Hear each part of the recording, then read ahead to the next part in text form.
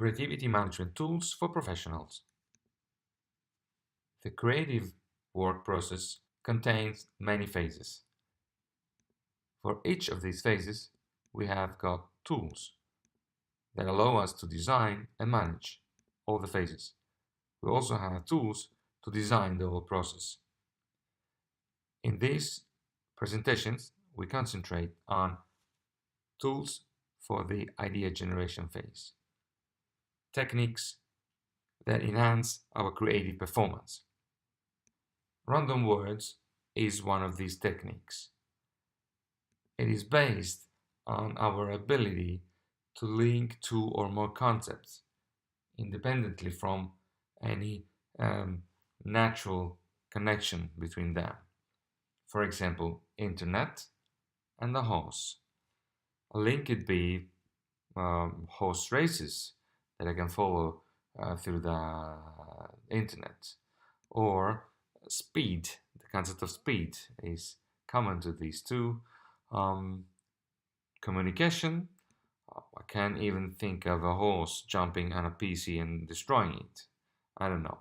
Anyway, the brain has created these links. Now, what happens if I take away the horse and put my goal, if I have a problem that I want to solve or an opportunity that I want to catch, I have a focus purpose, as we say, and we try to link any random word, for example, internet, to the specific goal. The link could give me ideas to reach my goal, and this is the way random work works. So first, we have to set up a focus purpose, then we have to choose a random word, then we can search for any connection between the random word and our focus purpose. So we may find connections that suggest new ideas and see where this random word leads our thoughts. Basically, we have a focus purpose. Given a random word, we have ideas. And when we have finished to be inspired by this random word, we can take another word and find more ideas, and then another word and find even more ideas, etc. We can continue as long as we want. An example, within the focus area of public transportation in our city, we might have a purpose. How can we double the customer satisfaction level within the next 12 months? Random word, gorilla. Okay. Gorilla, I think of strength. Okay. Elicit a stronger feedback from the most unsatisfied clients. Here we see that the gorilla is not there any longer. The only concept that we have in this idea is the idea of strength.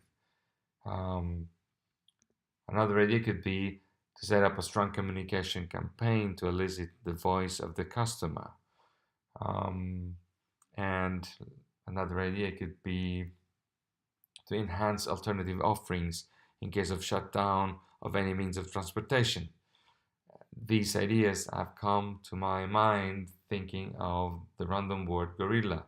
Another person could have had other associations and could have created other ideas. A similar technique is called boundary objects. The steps are basically the same. We have to set up a focus purpose, defining our goal. Then we can choose a random object and search for any connection between this object and our focus. If any connection suggests us a new idea, then we have done the job. Otherwise, we have to find another object, etc. Random boundary objects could be anything: a pencil, a birthday cake, scissors, clock, anything that is around us. Let's try to find other ideas on the same focus purpose that we had using, for example, a birthday cake. If there is a birthday cake for one of our colleagues, put on the table at the office, it could be a random object. So birthdays are connected to surprises. So what about surprising the customer with more presents or extra services during rush hours? One other thing is that there is a lot of sugar in a birthday cake. So the idea could be providing educational videos about nutrition and healthy food at lunchtime. For birthdays, we get presents. So what about offering free rides as a birthday gift? And these are just examples and random connections between an object that I've seen on the table at the office, the birthday cake for a colleague of mine, and the purpose that I had. Random words and boundary objects are interesting techniques because both words and objects are easily available for us all around. Uh, and these techniques can be actually automatized. It is just a matter of training, of connection between a focus purpose and anything that we see around us. And these techniques can be used without any particular preparations. Often, these techniques are useful when we are finished with brainstorming and the thinking seems to have reached a deadlock. There are many references to these kind of techniques. Here is a list of those. And then there are other creative techniques that will be presented in similar videos later on.